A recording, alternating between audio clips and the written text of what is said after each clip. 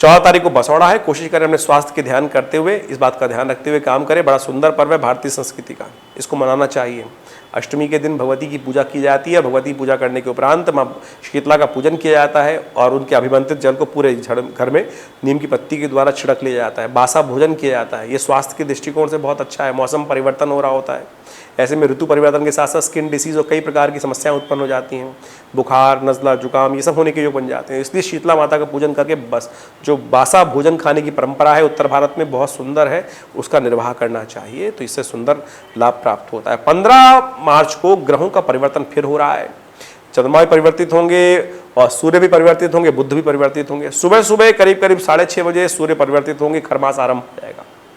और खरमास का जो आरंभ होगा विशेष तौर पर आपके लिए इस बात का ध्यान रखना है कि एक तरह से आपके गृह दृष्टिकोण से अच्छा है। भाग्य से लाभ प्राप्ति के योग बन जाएंगे। आपके पराक्रम में थोड़ी कमी आ रही थी, वो भी ठीक हो जाएगा। लेकिन खरमास का आरंभ हो रहा है, वो विशेष तौर पे कहा जाता है कि केवल पूजा पाठ के लिए अच्छा समय होता है, बाकी कुछ नया आरंभ करने के लिए समय ठीक नहीं होता। इसलिए पूजा का समय यूज करें, आराधना का समय यूज करें तो उसके लिए अच्छा है। लेकिन बहुत भाग्य से आपके लिए रास्ते बनते दिखाई दे रहे हैं। बुद्ध का परिवर्तन होगा, बुद्ध क्षीण होकर आपके चतुर्थ भाव में जाएंगे, तो उसके लिए आपको पूजन करना होगा। बुद्ध का मंत्र जप करें, ओम ब्रांग ब्रींग ब्रोंग से बुधाय नमः।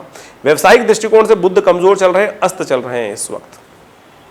चंद्रमा का परिवर्तन धनु राशि में होगा, वो आपके लिए बड़ा श्रेष्ठ है।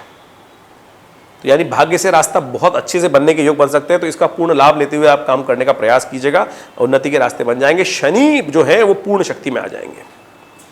शनि पूर्ण शक्ति में आते ही आपको बहुत अच्छा लाभ प्राप्ति के, सूर्य भी वहां हट जाएंगे, तो अब समय है आपको आगे बढ़कर काम करने का। बहुत दिन से आप खाली बैठे हैं। कई लोग तो ऐसे लिखते हैं कि धनु राशि में कभी कष्ट ठीक होंगे नहीं। अरे कहाँ कष्ट होते हैं भैया, आप अपने बुद्धि में कष्ट लेके बैठे हो। कहोगे एक बात चिंतन करें, हम प्रार्थना करते हैं भगवान की, आनंद स्वरूप में भगवान का ध्यान करें। हमारा मन तो 24 घंटे चिंताग्रस्त है, शंकाओं में है, तो शंका ही आएगी ना। तो भगवान को प्रसन्नता से बिल्कुल पॉजिटिविटी के साथ भगवान की प्रार्थना करें, तब पॉजिटिविटी का उदय होगा।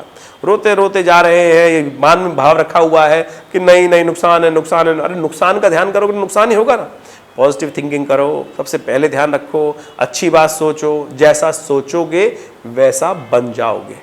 बिल्कुल सत्य समझ लीजिए, समय आपका बिल्कुल ठीक आ रहा है, बढ़िया से काम करने का आपको प्रयास करना चाहिए, इस बात का ध्यान रखें।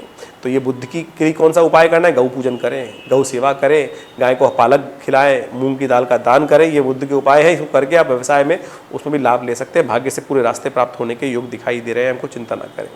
और 17 मार्च को यदि हम बात करें तो ग्रहों का परिवर्तन और होगा। मकर राशि में विशेष तौर पर चंद्रमा प्रवेश करेंगे और वो आपके लिए बहुत अच्छे हैं, मन अनुकूल लाभ प्राप्त कर सकते हैं।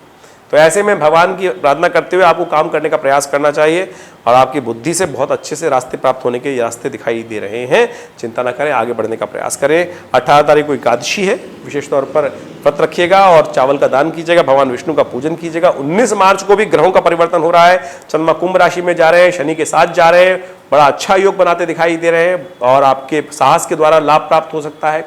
भगवान शिव की आराधना करने का दिन है, क्योंकि उस दिन प्रदोष भी है। तो कोशिश है भगवान शिव की आराधना करते हुए, उनका अभिषेक करते हुए कार्य करें। बहुत से अच्छी अपॉर्चुनिटीज आपके समक्ष आने के योग बन सकते हैं। लेकिन ध्यान रखना है, स्वास्थ्य का ध्यान रखना है, क्रोध का, इन दो बातों का ध्यान रखते हुए काम करेंगे तो सब शुभ होगा। 21 मार्च से नवरात्र आरंभ हो रहे हैं और हमने अपने आश्रम में बहुत बड़ा यज्ञ रखा है, सहस्त्र चंडी महायज्ञ। आप सब उस यज्ञ में सम्मिलित हो सकते हैं। माँ भगवती दुर्गा का शिव विग्रह, चमत्कारी शिव विग्रह हमारे आश्रम में विद्यमान है, जो 1947 में मुल्तान से भगवती का शिव विग्रह आया और 500 वर्ष पुरानी प्राचीन भगवती की दिव्य प्रतिमा है। और जो उनका दर्शन कर कर उनके समक्ष यज्ञ करता है, नवरात्रों में विशेष तौर पे कहा जाता है उनकी सबकी मनोकामना पूर्ण होती है। हजारों लोग आएंगे, आप भी उस यज्ञ में सम्मिलित हो, आपकी मनोकामना सिद्ध होगी। धन्यवाद।